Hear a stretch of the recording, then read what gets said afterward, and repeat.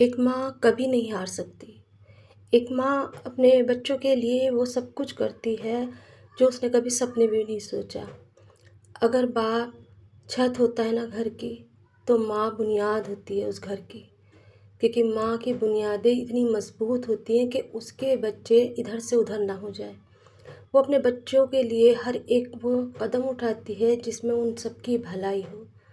ایک وقت زندگی کا ایسا بھی آتا ہے جب وہ سب کچھ سنجوتے سنجوتے تھک جاتی ہے اور اس وقت اس کے بچے یا اس کے اپنے اس کا ساتھ چھوڑ دیتے ہیں تو ماں ٹوٹ جاتی ہے۔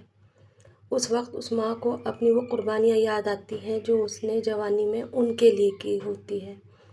جب وہ چھوٹے سے تھے تو پلکوں میں انہیں بڑا کرنا اور رات اور دن بھاگ دوڑ کر کے ان کے بھوشیہ کو بنانا، ان کی زندگی کو سنوارنا اور انہیں اچھے مقام تک لے جانا ایک ماں باپ کی ذمہ داری ہوتی ہے، اور وہ وہاں تک لے بھی جاتی ہے۔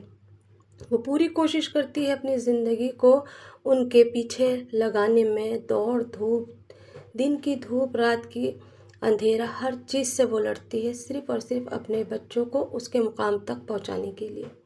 لیکن جب وہی بچے بڑھاپے میں اس کا ساتھ چھوڑ دیں تو بڑا دل دکھتا ہے۔ وہی بچے اس ماں کو بوجھ سمجھنے لگے تو بڑا خیال سا آتا ہے۔ آج میں بھی اس سفر پہ جب نکلی تو میں نے ایک ماں اور بیٹے کو دیکھا تو یہ چیزیں مجھے یاد آئیں اور میرا دل کہیں نہ کہیں بھر آیا۔ جب بچوں کو پیاس لگتی ہے نا تو ماں دوڑ کے بھاگ کے کیسے بھی کر کے ایک گلاس پانی کا انتظام کرتی ہے، پر وہ ماں بیٹھی تھی اور اسے پیاس لگ رہی تھی اور اس کا بیٹا کہہ رہا تھا بس گاڑی آنے والی ہے، گاڑی میں سے ہی لے لینا ماں پانی اور پی لینا، اور دیکھو اپنا دھیان رکھنا، سنبھال کے جانا، اور جانے کے ساتھ ہی نا مجھے بتا دینا کہ تم پہنچ گئی ہو۔ اس ماں کے ساتھ کوئی نہیں تھا، وہ اکیلی تھی۔ اس کی عمر اس وقت سے 65 یا 70 کے بیچ ہوگی۔ وہ چاروں طرف دیکھ رہی تھی، اتنی بھیڑ میں اسے کوئی اپنا نہیں دکھ رہا تھا، اور وہ اس کا بیٹا اسے گاڑی میں بٹھا کر کے اور پھر چلا گیا۔ جیسے ہی گاڑی چھوٹی تو میں نے پھر ان سے پوچھا کہ آپ اتنی پریشان کیوں ہو رہی ہو؟ تو کہنے لگی میں سفر اکیلا کر رہی ہوں، پتہ نہیں رات اس بیچ میں کیا ہو جائے۔ ایک رات ہی تو بیچ میں ہوتی ہے، زندگی ختم بھی ہو سکتی ہے اور شروع بھی۔ میں نے دیکھا ان کی باتوں سے وہ بہت زیادہ ٹوٹی ہوئی سی لگ رہی تھی، تو کہیں نہ کہیں مجھے میری ماں یاد آ گئی اور میرا بھی دل بھر آیا۔ پھر میں نے بہت کوشش کی ان کے دل کو سنبھالنے کی اور انہیں سنبھالنے کی، جتنا مجھ سے بن پڑا میں نے دیا۔ پھر انہوں نے مجھ سے کہا کہ کیا آپ کا بیٹا بھی آپ کو چھوڑنے آیا تھا؟ میں نے کہا ہاں، میرا بیٹا بھی مجھے چھوڑنے آیا تھا، میری بیٹیاں ہیں ساتھ میں یہ۔ تو کہنے لگی کہ تمہارا بیٹا بہت پیارا تھا، وہ تمہارا بہت خیال کر رہا تھا۔ میں نے کہا ہاں، میرا بیٹا بہت پیارا ہے۔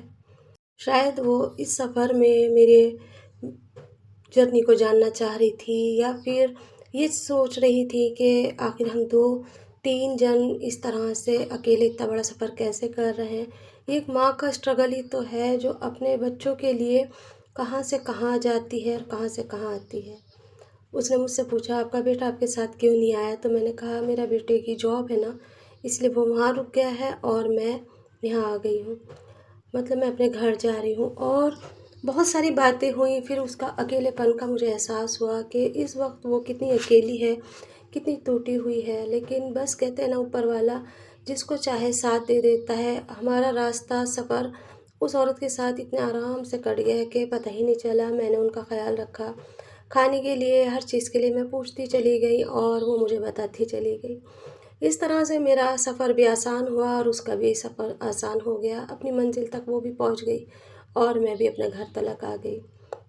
آپ سب کے بہت سارے کامنٹس آ رہے ہیں کہ آپ کس کے گھر تھی، کہاں رہ رہی تھی، کیا کر رہی تھی۔ تو دیکھو، میں نے پہلے کی ویڈیو میں بھی آپ سب کو بتایا کہ انسان کو اپنی زندگی میں چینجنگ لانے کے لیے اپنی جگہ سے ہٹنا پڑتا ہے۔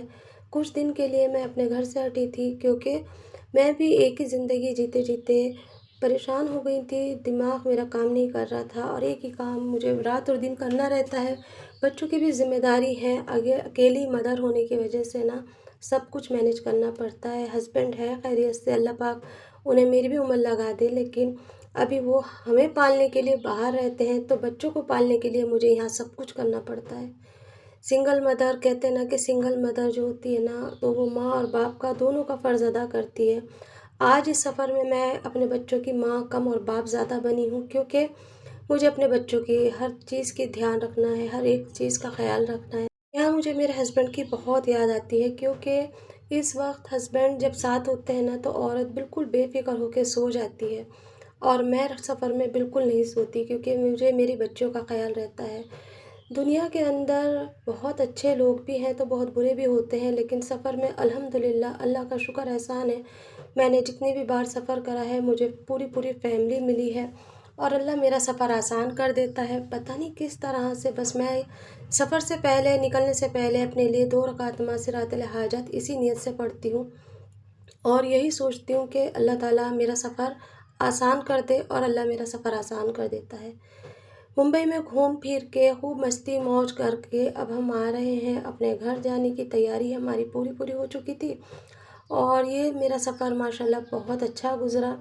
اور یہاں پر ہم اتر چکے تھے اسٹیشن پہ، اور یہاں سے ہم نے بس کر لی تھی، کیونکہ میں نے اس بار کہا بچوں کو ہر ایک دنیا دکھانی بہت زیادہ ضروری۔ آج تک بھی میں کبھی بس سے نہیں آئی اور نہ گئی، ہمیشہ میں گاڑی کر لیتی ہوں، اور یہاں سے وہ اسٹیشن پہنچا دیتے ہیں، ہمارا سامان بھی رکھ دیتے ہیں، پھر وہاں سے ہم آگے کے لیے کر لیتے ہیں، اور آنے جانے کا میرا اس طرح سے سفر آسان ہوتا ہے۔ لیکن میں نے اس بار سوچا کہ نہیں، اس بار میں گاڑی نہیں کروں گی، بس سے لے کے جاؤں گی، تاکہ بچوں کو راستہ پتہ چلے، آنے جانے کا پتہ چلے، تاکہ کل کو جب یہ سفر کرے تو ہمیشہ یہ گاڑی نہ مانگے۔ اور بچوں کو نا ہر ایک چیز کی عادت ڈال دینی چاہیے، بچپن سے اگر یہ چیزیں ہم ڈال دیں گے نا تو ان کی زندگی آسان ہو جائے گی، اور جتنی ہم انہیں سہولیتیں آرام دیں گے اتنے ہی آگے چل کے پریشان ہوں گے، کیونکہ پتہ نہیں زندگی میں آگے کیا ہے کیا نہیں، یہ تو اللہ جانتا ہے، اس کا رسول جانتا ہے۔ اپنی زندگی کے کچھ پنوں کو نا اتنا پرائیویٹ رکھو تاکہ کوئی پڑھ نہ سکے، اور اپنے لفظوں کے اوپر ہے نا اپنا خود کا کنٹرول رکھو تو زندگی آسان ہو جاتی ہے۔ اگر یہ ساری چیزیں ہم دھیان سے کریں نا تو بہت سکون میں رہتا ہے۔ کہتے ہیں نا کہ جو زیادہ صفائی دینے والا ہمیشہ جھوٹا ہوتا ہے، تو اب صفائی دینی بالکل بند کر دی میں نے، زندگی کی صفائیاں دے کے میں تھک گئی ہوں۔ اب میں نے ساری چیزیں اپنے رب پہ چھوڑ دی، اور اپنے اللہ سے کہہ دیا کہ اللہ میرے سارے معاملے اب تو سنبھال، تو ہی آسان کرے گا۔ اور گھر آنے کے بعد میرے گھر کی حالت کچھ مجھے اس طرح سے دکھی، صرف 1 مہینے میں گھر نہیں رہا، ایسا لگ رہا تھا جیسے جنگل بن گیا ہو، کیونکہ آندھی طوفان اس قدر آئے، ہر ایک چیز کے اوپر وہ اپنی نشانی چھوڑ کر گئے، اور میں یہ دیکھ رہی تھی کہ کتنی دھول ہے گھر کے اندر، کہاں سے شروع کروں اور کہاں سے ختم۔ پر اللہ نے ہمت مجھے بہت دی، اور اللہ تعالیٰ اور بھی ہمت دے، اور میرے اندر اللہ تعالیٰ قوت دے، اور میں اپنے کام خود کرتی رہوں انشاءاللہ آگے تلک بھی۔ میں اللہ سے یہی دعا کرتی ہوں، کیونکہ یہ جو مشین ہے نا ہمارا جسم، جتنا ہم اس کو چلاتے ہیں نا تو اللہ تعالیٰ اتنی ہی اس کے اندر طاقت اور قوت دیتا ہے۔ تو یہاں پر میں یہ ساری چیزیں دیکھ رہی تھی آنے کے بعد میں، پھر اس کے بعد میں نے اپنے گھر کی صاف صفائی کی، تو اس کا جو ولاگ بنایا ہے وہ میں آگے دوں گی آپ کو۔ زیادہ تو نہیں بنا پائی تھی، لیکن جتنا بھی میں نے بنایا تھا تو وہ میں آپ کو اگلے ولاگ میں دوں گی۔ اب تلک کے ہمارے ولاگ آگے پیچھے چل رہے تھے، اور کبھی ڈل رہے تھے کبھی نہیں، انشاءاللہ میں کوشش کروں گی ڈیلی ولاگ ڈالا کروں، ڈیلی روٹین دکھایا کروں گی اپنی، اور آپ لوگ بھی کامنٹس کر کے مجھے بتایا کریں کہ آپ کو ولاگ میں اور کیا دیکھنا چاہتے ہیں۔ بس اتنی ہی چیزیں، ایسا کامنٹس کرنا کہ دل نہ دکھے اور بس اچھا لگے۔ کہتے ہیں نا جب دل دکھتا ہے تو ہمارا، جب دل اندر سے دکھنے لگتا ہے تو ہمارا رب کا بھی دل دکھتا ہے، اس کا تو دل ہی نہیں ہے لیکن وہ خود ناراض ہو جاتا ہے۔ اور اللہ سے میں بس یہی دعا کرتی ہوں کہ جتنے بھی میرے دیکھنے والے، اللہ انہیں جہاں پہ سے بھی وہ مجھے دیکھ رہے ہیں خوش رہیں، آباد رہیں۔ پھر ملیں گے ایک نئے بلاگ میں اور ایک نئی روٹین کے ساتھ۔ اپنا بہت سارا خیال رکھیے، بہت ساری دعاؤں میں مجھے یاد رکھیے۔ میں بھی آپ سب کے لیے دعا کرتی ہوں کہ اللہ تعالیٰ آپ سب کی مشکلیں آسان کرے۔ اپنے دل کو صاف رکھیے، اپنی نیت کو صاف رکھیے، آپ کا سفر اللہ تعالیٰ خود آسان کر دے گا۔ آگے کی منزلیں آپ کی خود آسان ہوتی چلی جائیں گی، اور آپ کو پتہ بھی نہیں چلے گا کہ کب آپ کہاں سے اور کہاں پہنچ گئے۔